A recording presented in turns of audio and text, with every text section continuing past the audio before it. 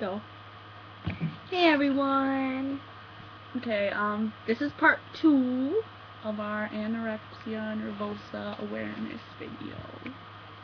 For N Love with Reborn's numbers contest. Yeah. So yeah.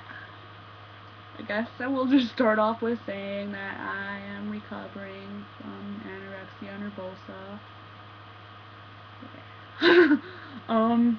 This is gonna be kind of a personal video. Yeah. And it's probably gonna be long. And by the way, if you haven't watched part 1, doesn't really matter what order you watch these in. Does it? That's more like a part factual one. Yeah. That's more of a factual Part one. 1 is more for facts. It's shorter too. But okay.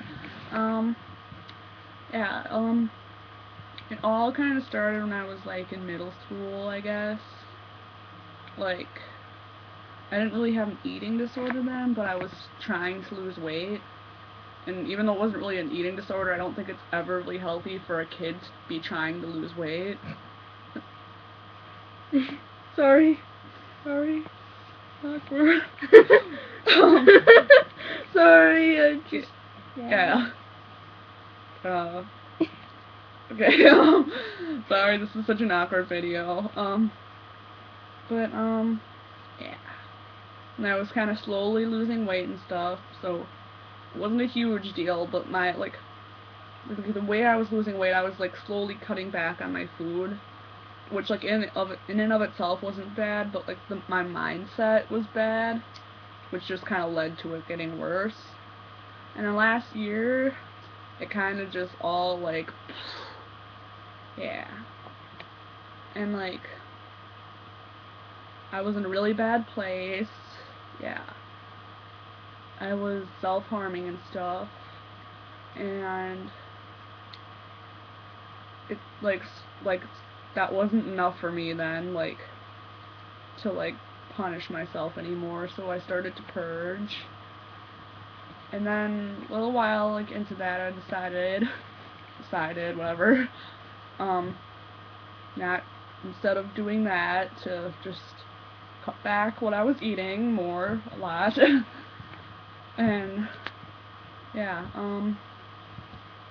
ended up where I was eating about 120 calories a day, which for some people that might be a lot, but I was supposed to be eating like 2,000, so yeah.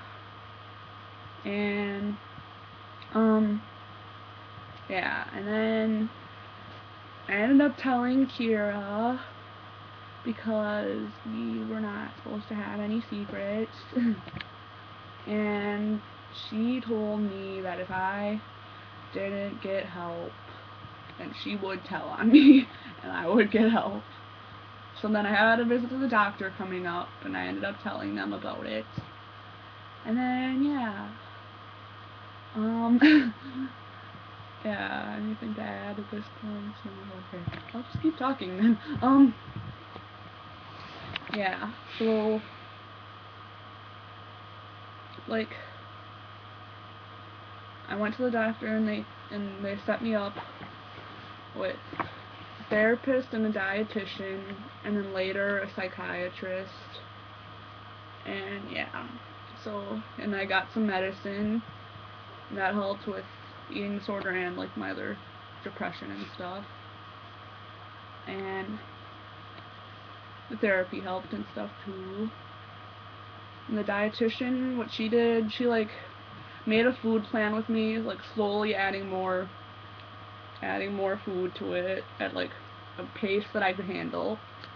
And yeah, and now I'm like pretty close to recovered. Like I can eat food, full meals and stuff, without, most of the time, without feeling guilty about it. Yeah. And I still feel like icky about my body quite a bit, but not nearly as bad as I used to be. Yeah, I'm just playing with this deer, don't mind me. Yeah, and, okay. So, I guess, what, I'm just, like, not talking at all. I know, it's like, okay, some things, I will just, okay. Where should I go to now?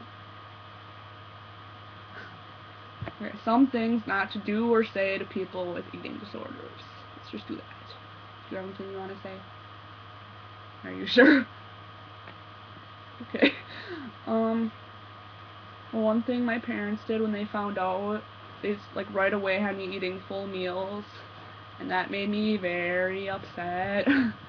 It was not good. Like, so don't force your kids to eat full meals right away. Or anybody. Like, yeah.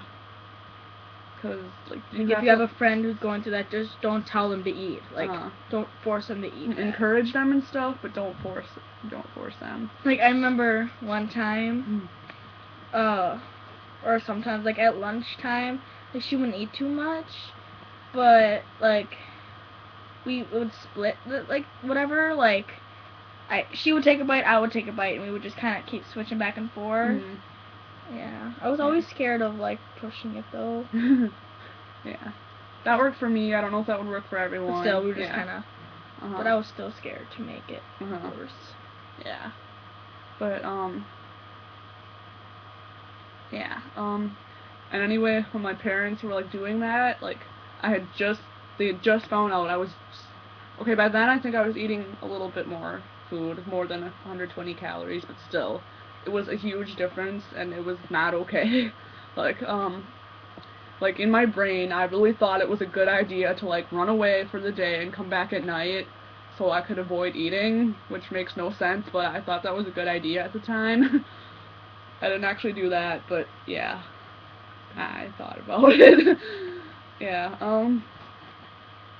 yeah, what else? And then, just don't, don't say, oh, like, you're gaining weight, like, you look better now, like, you gain more weight, or just don't mention them gaining weight at all when they start recovering, because, like, no matter how you say it, they're only going to hear that, like, oh, you're fat. Yeah. So I wouldn't mention any weight thing at all. I wouldn't talk about yourself dieting or losing weight or gaining weight or anything, like, that still bothers me. Yeah. My mom talks about it quite a bit, and I have a friend who talks about it kind of a lot. But, any other things you wouldn't say? Or do? There's more, I'm sure. Those are just the ones that come to mind. And, yeah. Don't blame them for what they're doing.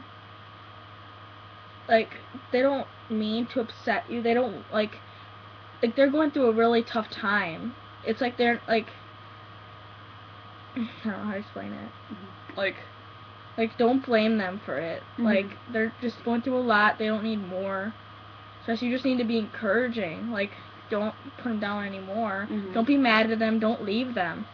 Like, they need, like, when you have an eating disorder, like, you're literally afraid to eat, and you're afraid to gain weight. So if you, like, force them to eat, or, like, just be mean to them, it's like pushing them out of a plane without a parachute. Like, yeah.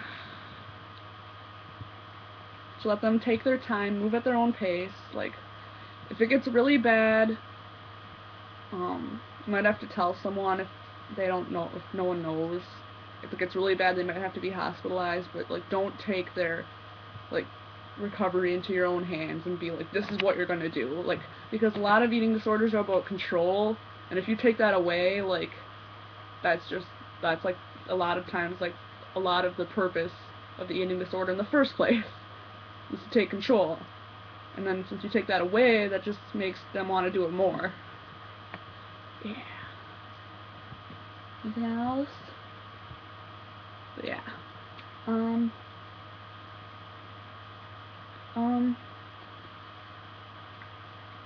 I guess, okay.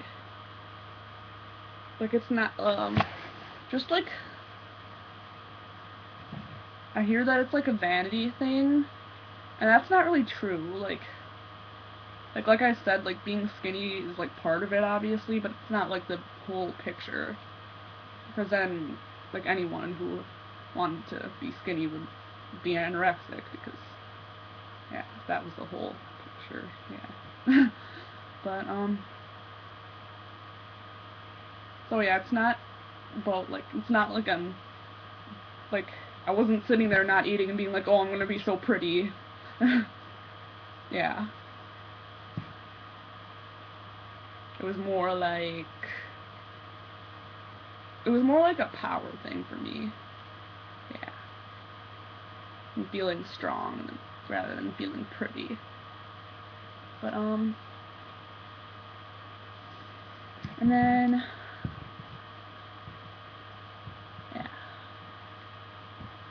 Don't know what to say.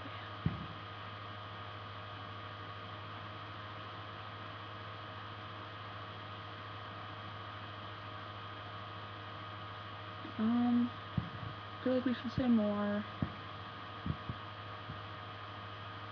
I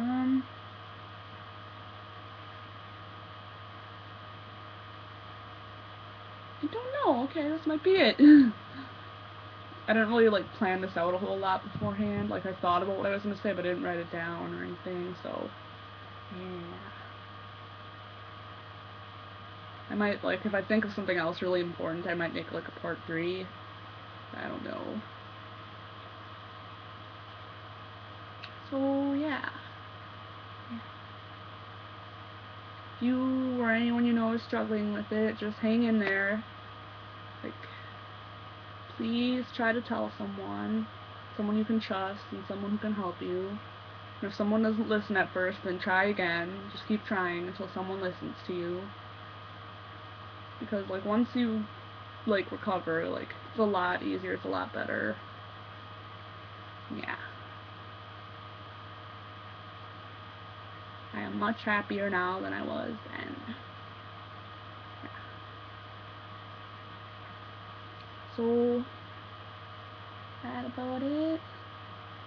Okay, you guys, thanks for watching our awkward video.